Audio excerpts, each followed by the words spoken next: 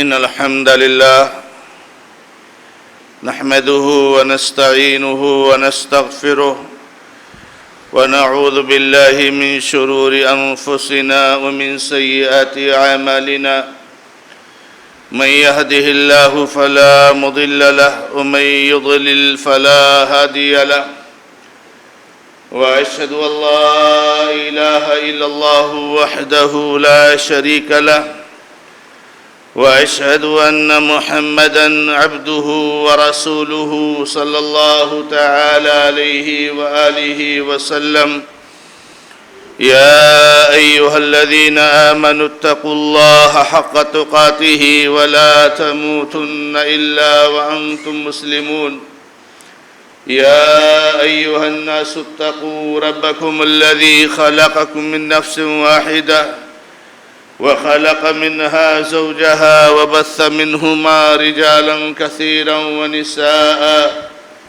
واتقوا الله الذي تساءلون به والأرحام إن الله كان عليكم رقيبا يا أيها الذين آمنوا اتقوا الله وقولوا قولا سديدا يصلح لكم أعمالكم ويغفر لكم ذنوبكم ومن يطع الله ورسوله فقد فاز فوزا عظيما أما بعد فإن خير الحديث كتاب الله وخير الهدي هدي محمد صلى الله تعالى عليه وآله وسلم وشر الأمور محدثاتها وكل محدثة بدعة وكل بدعة ضلالة وكل ضلالة في النار أعوذ بالله من الشيطان الرجيم بسم الله الرحمن الرحيم ولقد خلقنا الإنسان ونعلم ما توسوس به نفسه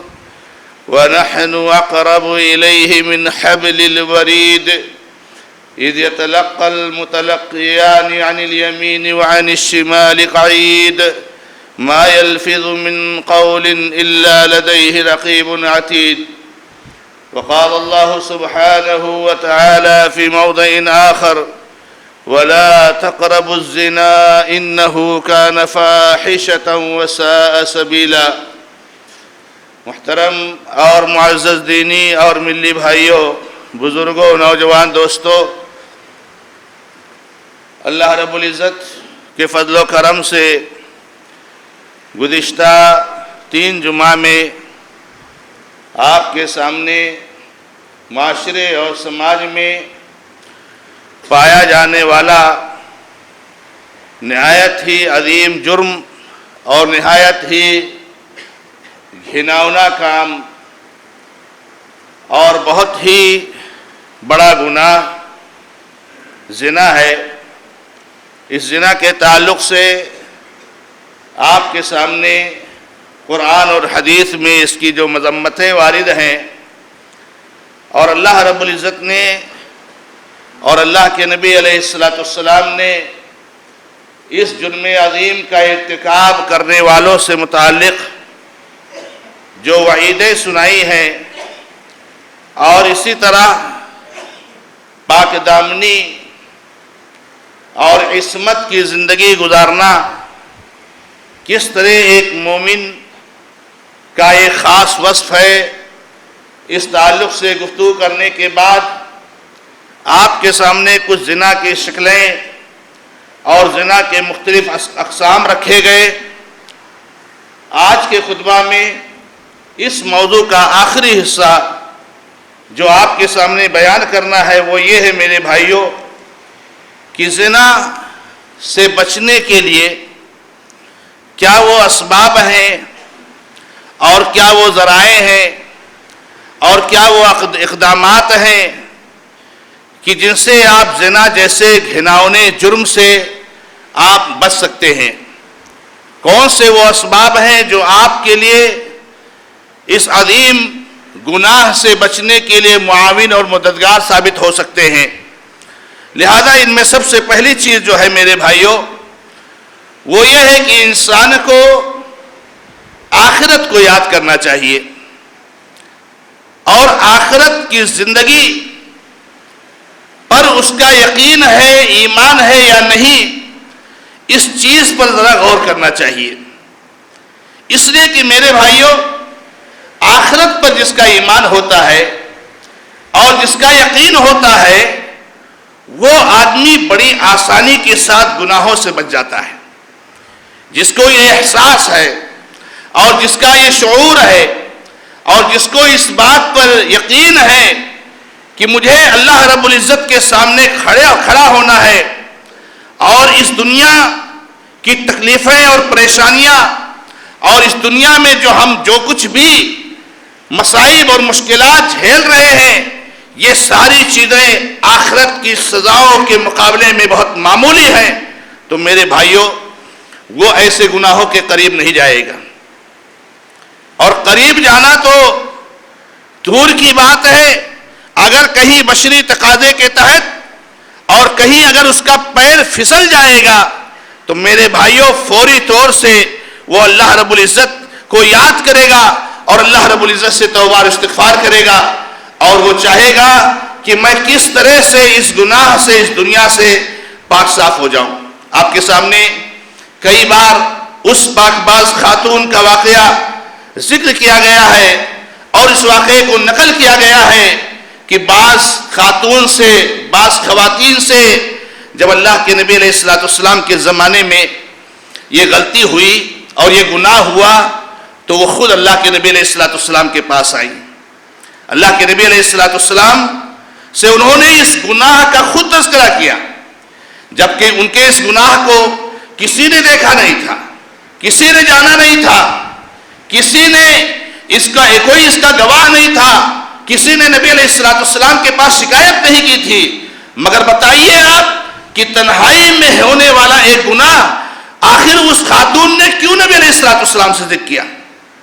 وہی آخرت کی فکر، وہی میدان محشر کی شدت، وہی آخرت کے مراحل، وہی جہنم کا عذاب، وہی جو نبی علیہ السلام کی اس تعلق سے دھمکیاں اور وعیدیں ہیں، انہی کو سوچ کر کے آدمی کے رونگٹے کھڑے ہو جاتے ہیں کہ میرے بھائیوں، کہ وہ خاتون آئی اور اللہ کے نبی علیہ السلام سے کہا کہ مجھے پاک صاف کر دیجئے، مجھے گناہ سے پاک صاف کر دیجئے۔ اللہ کے نبی علیہ السلام نے کہا معاملہ کیا ہے، ماجرا کیا ہے؟ تو خاتون نے بتایا کہ مجھ سے زنا کی غلطی ہو گئی، جبکہ انہیں معلوم تھا میرے بھائی کہ اس گناہ سے پاک صاف کرنے کا جو ذریعہ ہے، جو طریقہ ہے شادی شدہ خاتون کے لیے، کہ اس کو پتھروں سے مار مار کر کے ہلاک کر دیا جائے گا، لیکن انہیں یہ گوارا تھا میرے بھائیوں، اس لیے وہ جانتی تھی کہ آخرت کے دن کی جو سختی ہے اور آخرت کے دن کا جو عذاب ہے وہ بہت خطرناک ہے۔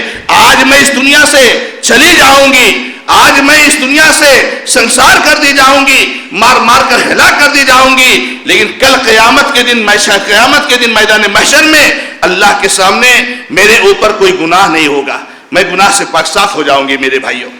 تو آپ ذرا سوچئے کہ یہ جب ہمارے اندر شعور پیدا ہوگا اور یہ ہمارے اندر احساس ہوگا کہ مرنے کے بعد ہمیں اللہ رب العزت کے سامنے کھڑا ہونا ہے، ہمارے ایک ایک پل کا حساب ہونا ہے، ہمیں اس کے بارے میں اللہ کے نبی علیہ السلام نے کتنی سخت وعیدیں سنائی ہیں، کس طریقے سے نبی علیہ السلام نے بتایا کہ مجھے جہنم کے مناظر دکھائے گئے، جب ایک منظر یہ دکھایا گیا کہ ایک تنور ہے، ایک گڑھا ہے جس میں آگ جلایا گیا ہے، آگ کی شعاعیں بھڑکتی ہیں اور بلند ہوتی ہیں، تو اس میں کچھ ننگے مرد اور عورتیں ہیں، وہ آگ کے شعاعوں کے ساتھ اوپر اٹھتے ہیں، اور جب وہ شعاعیں ہلکی پڑتی ہیں تو مرد اور عورت اس گڑھے میں، اس تنور میں گر جاتے ہیں واپس۔ اللہ کے نبی علیہ السلام کا دل دہل گیا میرے بھائیوں۔ اللہ کے نبی علیہ السلام نے فرشتے سے پوچھا یہ کون لوگ ہیں؟ اللہ کے نبی علیہ السلام کو بتایا گیا یہ آپ کی امت کے زناکار مرد اور عورتیں ہیں، ننگے اس آگ میں جلائے جا رہے ہیں، شعاعوں کے ساتھ اوپر اٹھتے ہیں اور پھر نیچے گرتے ہیں، یہ ان کے عذاب کا سلسلہ ہے میرے بھائیوں۔ ان چیزوں کو جب ہم سنتے ہیں اور ہمارا آخرت کے دن پر یقین ہے اور اللہ کے نبی علیہ السلام کی باتوں پر ایمان ہے، تو کیا انسان اس کے بعد ایسے گناہوں کے قریب جائے گا؟ اللہ کے نبی علیہ السلام کے پاس جب خاتون آئی اور معاملہ واضح ہوا تو اللہ کے نبی علیہ السلام نے کہا کہ آپ کے پیٹ میں بچہ ہے، جاؤ جب بچہ پیدا ہو جائے گا تب آنا۔ چلی گئی وہ، نبی صلی اللہ علیہ وسلم نے کسی رجسٹر میں ان کا نام لکھا تھا، نبی علیہ السلام نے ان کے ساتھ کسی سیکورٹی کو, کسی چوکیدار کو, کسی واچ مین کو لگایا تھا کہ دیکھو کہیں بھاگ نہ جائے. آخرت پر ایمان لانے والا کہاں بھاگ کر کے جائے گا میرے بھائیوں؟ اللہ رب العزت نے قرآن کریم میں کہا ہے یا معشر الجن والانس ان استطعتم ان تنفذوا من اقطار السماوات والارض فانفذوا لا تنفذون الا بسلطان. اے جناتوں انسانوں, اگر تمہارے پاس طاقت ہو تو زمین کی حد سے باہر نکل کے بتا دو, جاؤ بھاگ جاؤ زمین اور آسمان کی حد سے, اللہ کی پکڑ میں نہ ہو تم نہیں بھاگ سکتے ہو میرے بھائیوں. کہاں بھاگے گا ایک مسلمان, کہاں بھاگے گا ایک مومن؟ اس لیے آج بھی میں نے کہا, آج یہ ملک اور ممالک یہ جرائم پر قابو پانے کے لیے یہ نامعلوم کیسی کیسی تدبیریں اور کیسی کیسی ترکیبیں کرتے ہیں. دن رات ملک کے بڑے بڑے ذمہ داران اس میں بیٹھے ہوتے ہیں سر جوڑ کر کے کہ لوگوں کو جرائم سے کیسے جو ہے دور کیا جائے. لوگوں یاد رکھو, اگر لوگوں کو جرائم سے دور رکھنا ہے تو ان کے دل میں اللہ پر ایمان اور اللہ پر یقین بٹھایا جائے, آخرت کے دن کا حساب کے دن کا احساس دلایا جائے, آدمی گناہوں سے دور ہو جائے گا. ایک مومن کے لیے کسی سیکورٹی کی ضرورت نہیں ہے, ایک مومن کے لیے کسی واچمین اور چوکیدار کی ضرورت نہیں ہے کہ جو نگرانی کرے کہ مومن گناہ کر رہا ہے. اس کے لیے سب سے بڑا نگراں رب العالمین ہے. یہ احساس اس کے دل میں بیٹھ جائے تو آدمی گناہ سے دور ہو جائے گا میرے بھائیوں. جب بچہ پیدا ہو گیا ان کو نیند آتی تھی, ان کو کسی کروٹ چین ملتا تھا, ان کو سکون نہیں ملتا تھا میرے بھائیوں کہ اتنا بڑا گناہ ہوا ہے, اگر میں مر گئی اور یہ گناہ میرے اوپر رہا تو میرا کیا حال ہوگا. ہمارے بھائیوں کو اللہ سے ڈرنا چاہیے, اللہ رب العزت کا خوف کھانا چاہیے اور توبہ استغفار کرنا چاہیے. میرے بھائی, آپ کے گناہ کو کوئی نہیں جانتا ہے. آپ نے بند کمرے میں زنا کیا ہے, آپ نے بند کمرے میں غلطی کی ہے, لیکن رب العالمین جاتا ہے. وہ مالک یوم الدین ہے, قیامت کے دن کا مالک ہے. لمن الملک اليوم للہ الواحد القہار. قیامت کے دن سے اللہ رب العزت کی حکومت ہوگی. آپ کو کیا جواب دینا ہے؟ آج آپ سوچ لو, سچے دل سے توبہ کر لو, سچے دل سے استغفار کر لو, ایسے گناہوں سے باز آ جاؤ. وہ اللہ کے نبی علیہ السلام کے پاس آتی ہیں بچے کو لے کر کے, دیکھیں بچہ پیدا ہو گیا. اللہ کے نبی علیہ السلام نے کہا نہیں, شیرخوار بچہ ہے, تو ایسے شیرخوار بچہ کو, ایسے دودھ پینے والے بچے کو ماں سے جدا نہیں کیا جا سکتا. سبحان اللہ, شریعت کتنی پیاری ہے میرے بھائیوں.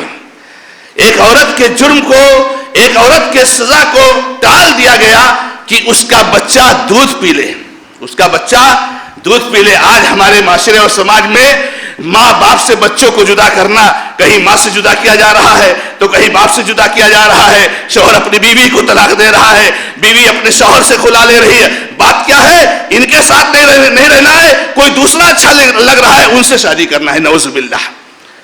ایک آدمی سے شادی ہوئی ہے, اب کوئی دوسرا سامنے آ گیا ہے, اس سے شادی کرنی ہے. ارے میرے بھائیوں, یہ لذتیں, یہ دنیا کی جو ہے کیا نام رنگینیاں, یہ جہنم میں لے جانے والی ہنسا. میرے بھائیوں, میرے بزرگوں, نوجوان دوستوں, تو میرے بھائیوں میں یہ کہہ رہا تھا کہ اللہ کے نبی علیہ السلام کے پاس آئی اور بچے کو بتایا. نبی صلی اللہ علیہ وسلم نے کہا نہیں, جب بچہ دودھ پی لے گا, چھوڑ دے گا دودھ, تب لے کر کے آنا. جب بچہ دودھ پی لیا, روٹی کھانے لگا, روٹی کا ٹکڑا اس کے ہاتھ میں پکڑا کر کے لے کے آتی ہیں اور اللہ کے نبی صلی اللہ علیہ وسلم سے کہتی ہیں اب تو مجھے گناہوں سے پاک صاف کر دیجئے, اب تو مجھے گناہ سے آزاد کر دیجئے. دیکھیے بچہ روٹی کھا رہا ہے, اللہ کے نبی صلی اللہ علیہ وسلم نے بچے کو لیا, اس کے ولی کے حوالے کیا اور صحابہ کرام کو کہا جاؤ اس عورت کو لیا کر کے سنسار کر دو. یہ عورت اپنے آپ کو ختم کروانے کے لیے, اپنے آپ کو پتھروں سے ہلاک کروانے کے لیے بالکل پریشان تھی. یہ ایک دم پریشان تھی کہ کب نبی صلی اللہ علیہ وسلم مجھے پتھر سے مار مار کر ہلاک کر دے. اتنا بڑا چیلنج قبول کرنے کے لیے, اتنا بڑا جو اتنی بڑی مصیبت قبول کرنے کے لیے عورت کیوں تیار تھی میرے بھائیوں, کہ کل آخرت کی زندگی میری سدھر جائے گی. آج تو میں ختم ہو جاؤں گی, مر جاؤں گی, مگر وہ زندگی جو ختم ہونے والی نہیں ہے, جو ہمیشہ ہمیشہ کی زندگی ہے, جہاں کی سزا اور جہاں کی تکلیف بہت بھاری ہے. میرے بھائیوں, میرے بھائیوں, یہ عیش و عشرت میں پڑھنے والے, یہ دنیا کی لذتوں کے پیچھے گھومنے والوں, ہمیں اور آپ کو اللہ کے نبی صلی اللہ علیہ وسلم کی اس حدیث کو بھی یاد کرنا چاہیے کہ اللہ کے نبی علیہ السلام نے کہا کہ قیامت کے دن ایک ایسے شخص کو بلایا جائے گا. ہمارے بھائی کچھ ناسمجھ ایسے سمجھتے ہیں کہ یہ دنیا کھیل کود کے لیے ہے, یہ دنیا عیش و عشرت کے لیے ہے, یہ دنیا لذت اور جو ہے کہ نا مزے لینے کے لیے ہے. نہیں میرے بھائیوں, یہ دنیا تکلیفوں کا گھر ہے, یہ دنیا پریشانیوں کا گھر ہے, یہ دنیا صبر کرنے کا گھر ہے. میرے بھائیوں, اللہ کے نبی صلی اللہ علیہ وسلم نے فرمایا کہ آدمی کو لایا جائے گا جس کو اللہ تعالیٰ نے دنیا میں ہر طرح سے نعمتیں دی ہوں گی, ہر طرح سے نعمتیں دی ہوں گی, مگر وہ اللہ رب العزت کے احکامات کی پرواہ نہیں کرتا تھا. اس کو تکلیف نہیں ہوتی تھی, خوشحالی میں تھا, مگر رب العالمین کی پرواہ, احکامات کی پرواہ نہیں کرتا تھا. اس آدمی کو لایا جائے گا اور کہا جائے گا میرے بندے بتا تجھ کو دنیا میں کبھی کوئی تکلیف پہنچی ہے؟ کہے گا نہیں, میں تو بالکل خوشیوں میں تھا, میں بالکل خوشحالی میں تھا. آج اللہ کے بہت بڑے بڑے ایسے مشرک اور کافر اور سرکش بندے آج ہمارے ملک میں دیکھ لو, ایک سے ایک سرکش, ایک سے ایک قاتل, ایک سے ایک ظالم یہ ہیں جو ڈھیل پائے ہوئے ہیں, بے لگام ہوئے ہیں, جو چاہتے ہیں وہ کرتے ہیں, ان کو احساس تک نہیں ہے. ان کو یاد رکھنا چاہیے کہ آج اس دنیا میں تم جو چاہو ظلم کے پہاڑ توڑ لو, مگر کل قیامت کے دن تمہارے کے لیے سزاؤں کا, عذاب کا وہ لامتناہی سلسلہ ہے, وہ کبھی ختم ہونے والا سلسلہ ہے کہ جس دن تم افسوس کرو گے. آج ہوش کے ناخن لے لو, آج ظلم و زیادتی یہ کون سی بات ہو گئی ہے, یہ کون سا مزاج لوگوں کا بن گیا ہے, یہ کون سا وقت آ گیا ہے اور کون سے ماحول میں ہم آ گئے ہیں کہ فسادات ہوتے ہیں تو لوگ ریپ کرنے اور زنا کرنے کی طرف بھاگتے ہیں. نعوذ باللہ, اللہ رب العزت ہم کو ایسی ذلت اور رسوائی سے بچائے. حالت یہ ہوتی ہے کہ دشمنی میں, حالت یہ ہوتی ہے کہ جو ہے کیا نام ہے ظلم اور زیادتی کے نشے میں ایسے مست ہوتے ہیں کہ چھوٹے چھوٹے بچوں کے بھی ساتھ زنا کرنے سے نہیں جو ہے کیا نام ہے بھاگتے ہیں اور زنا کرنے سے نہیں ڈرتے ہیں. انہیں ڈرنا چاہیے. اللہ تعالیٰ اس آدمی کو بلائے گا, اس کے فرشتے کو کہے گا لے جاؤ اس کو جہنم کی ایک جھلک دکھا کے لاؤ. اس نے جہنم کہاں دیکھی ہے؟ میرے بھائیوں, مجرم کے لیے بہت بڑی مصیبت ہے کہ وہ جرم کرے اور اللہ اس کو ڈھیل دیتا جائے. یہ بہت بڑی مصیبت ہے.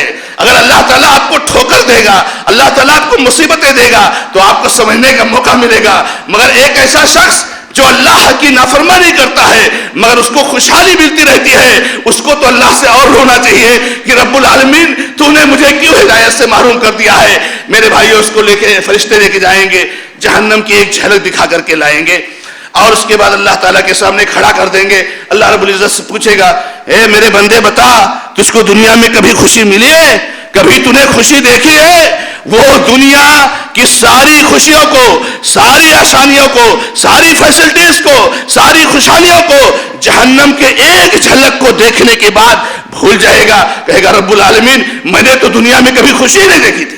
ابھی یہی شخص کہہ رہا تھا کہ مجھے دنیا میں کبھی غم لاحق نہیں ہوا, اب یہ کہہ رہا ہے مجھے دنیا میں کبھی خوشی نہیں ملی. ایسے ہی ایک بیچارہ کمزور مظلوم مومن کو لایا جائے گا جو ہے مظلوم تھا, ظلم زیادتی کے پہاڑ توڑے جا رہے تھے, وہ آدمی لایا جائے گا, بڑی پریشانی میں تھا مگر رب العالمین کی عبادت سے دور نہیں رہتا تھا, ہمیشہ عبادت سے جڑا رہتا تھا, اللہ کے محرمات سے بچتا تھا, اللہ کے فرائض کو ادا کرتا تھا.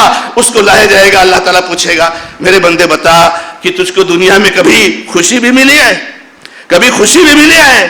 آج فجر کی نماز چھوڑ کر خوشی اور آرام کرنے والوں ذرا ہوش کے ناخن لے لو. آج بے لگامی کی زندگی گزارنے والوں میرے مسلمان بھائیوں ذرا ہوش کے ناخن لے لو.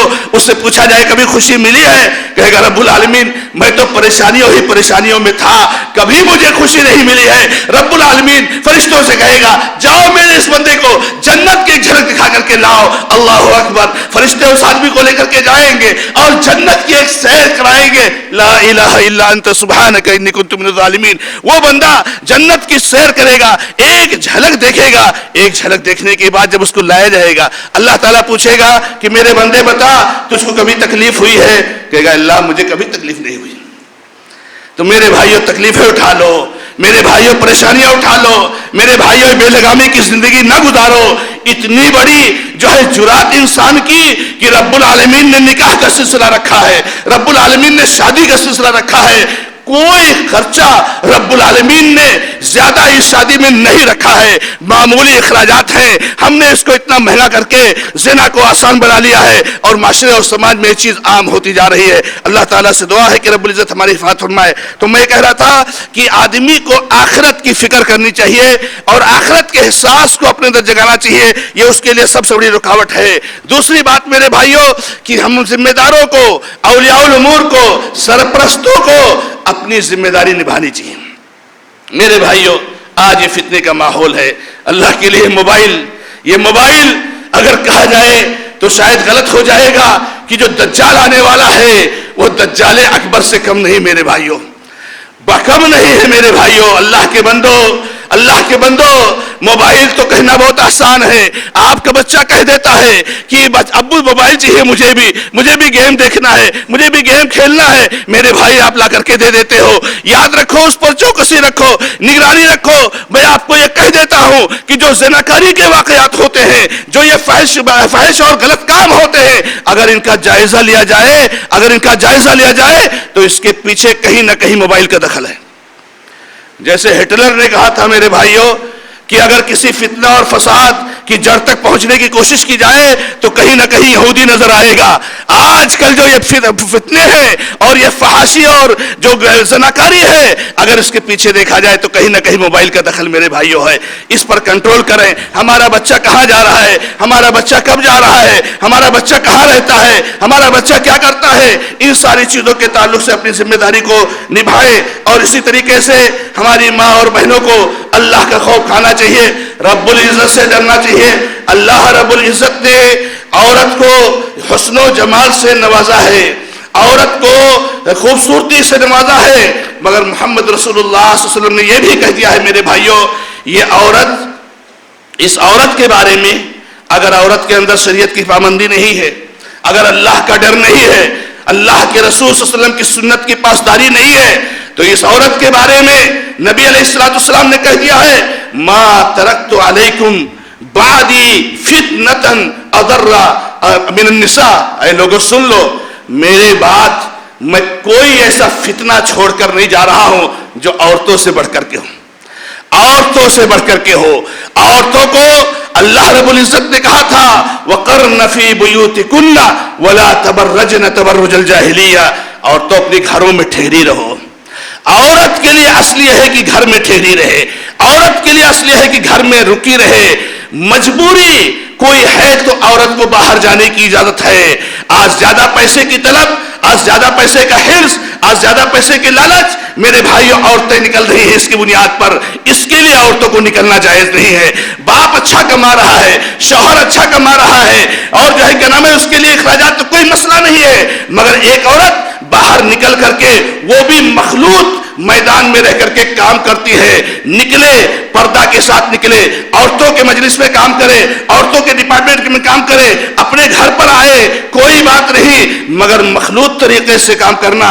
اور آپ ہم جانتے ہیں کہ یہ زناکاری کے لیے کتنا آسان راستہ ہے میرے بھائیوں، زناکاری کے لیے کتنا آسان راستہ اللہ کے بندو۔ تو ہماری ماں اور بہنوں کو اللہ سے ڈرنا چاہیے۔ اسی طریقے سے میرے بھائیوں پاک دامنی زندگی گزارنے پر جو ہمیں اور آپ کو ترغیب دلائی گئی ہے اور جو اس کے لیے انعام اور اکرام کا اعلان کیا گیا ہے اس پر ذرا غور کریں۔ میں نے آپ کو اس سے پہلے شروع میں اشارہ کیا تھا کہ یوسف علیہ السلام بہت خوبصورت انسان تھے، آج تک دنیا میں اتنا خوبصورت انسان نہیں پیدا ہوا ہے اور نہ قیامت تک پیدا ہوگا میرے بھائیوں۔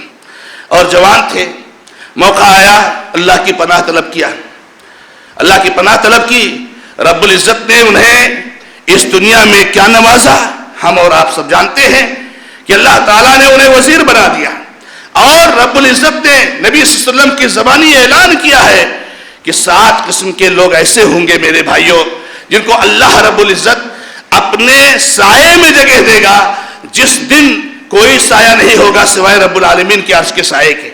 آج ہم کو اس کا احساس نہیں میرے بھائیوں، احساس اس کا ہو جائے گا لیکن کل ہوگا۔ بہت کم لوگ ہیں جو آج احساس کرتے ہیں لیکن کل ہوگا جب پیچھے آنے کا موقع نہیں رہے گا۔ احساس تو سب کو ہوگا، کوئی ایک انسان نہیں ہے جس کو احساس نہیں ہوگا۔ اس دنیا کا غم سب کو ہوگا کہ رب العزت نے مجھے دنیا میں موقع دیا تھا مگر میں نے اللہ کے حکم کی خلاف ورزی کی، لیکن اس کے بعد بیک آنے کا، پیچھے آنے کا موقع نہیں ملے گا، اس لیے جوڑا جاتا ہے۔ تو اللہ کے نبی صلی اللہ علیہ وسلم نے بیان فرمایا رجل دعته امرأة ذات منصب و جمال فقال انی اخاف اللہ، ایک عورت کسی کو غلط کام کی طرف بلاتی ہے مگر یہ نوجوان اللہ کی اطاعت کرنے والا بندہ کہتا نہیں میں اللہ رب العزت سے ڈرتا ہوں۔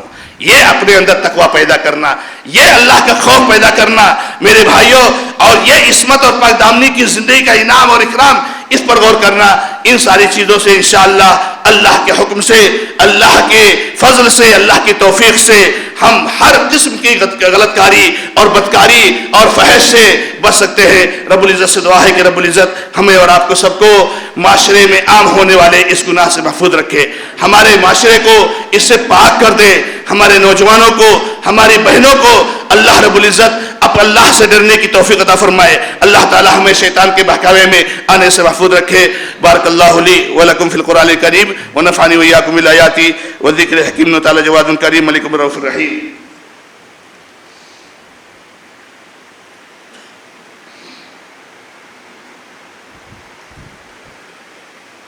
الحمد للہ رب العالمین واشہد ان لا الہ الا اللہ وحدہ لا شریک لہ واشہد ان محمدا عبدہ ورسولہ صلی اللہ تعالی علیہ وآلہ وسلم۔ اعوذ باللہ من الشیطان الرجیم، بسم اللہ الرحمن الرحیم، ان اللہ وملائکتہ یصلون علی النبی یا ایہا الذین آمنوا صلوا علیہ وسلموا تسلیما۔ اللہم صلی علی محمد وعلی آل محمد كما صليت على إبراهيم وعلى آل إبراهيم إنك حميد مجيد، اللهم بارك على محمد وعلى آل محمد كما باركت على إبراهيم وعلى آل إبراهيم إنك حميد مجيد۔ ربنا ظلمنا أنفسنا وإن لم تغفر لنا وترحمنا لنكونن من الخاسرين، ربنا آتنا في الدنيا حسنة وفي الآخرة حسنة وقنا عذاب النار، ربنا لا تزغ قلوبنا بعد إذ هديتنا وهب لنا من لدنك رحمة إنك أنت الوهاب، اللهم اغفر لنا وللمؤمنين والمؤمنات والمسلمين والمسلمات، اللهم اغفر لنا وللمؤمنين والمؤمنات والمسلمين والمسلمات، اللهم احفظ الإسلام والمسلمين في الهند وفي كل مكان، اللهم انصر الإسلام والمسلمين في الهند وفي كل مكان، اللهم عليك بأعدائك وأعداء الدين، اللهم عليك بأعدائك وأعداء الدين۔ اے اللہ تو ظالموں کو ان کے کیفر و کردار تک پہنچا دے، اے اللہ ان کے لیے تو کافی ہو جا۔ رب العالمین کتنی شہروں کو انہوں نے برباد کیا، کتنی عزتوں کو انہوں نے لوٹا، کتنے مال کو تباہ کیا، کتنی جانوں کو ضائع کیا، اے اللہ یہ تجھ کو عاجز نہیں کر سکتے، تو ہر چیز پر قادر ہے۔ رب العالمین ہمارے ملک کے ماحول کو بدل دے، خوف کے ماحول کو امن سے بدل دے، ظلم کے ماحول کو انصاف سے بدل دے، پوری دنیا میں مسلمانوں کی حفاظت فرما، جو مظلوم ہیں ان کو ظلم سے نجات دلا، جو پریشان حال ہیں ان کی پریشانی کو رب العالمین تو خوشحالی میں بدل دے۔ اقول قولی ھذا واستغفر اللہ لی ولکم ولسائر المسلمین فاستغفروہ انہ هو الغفور الرحیم۔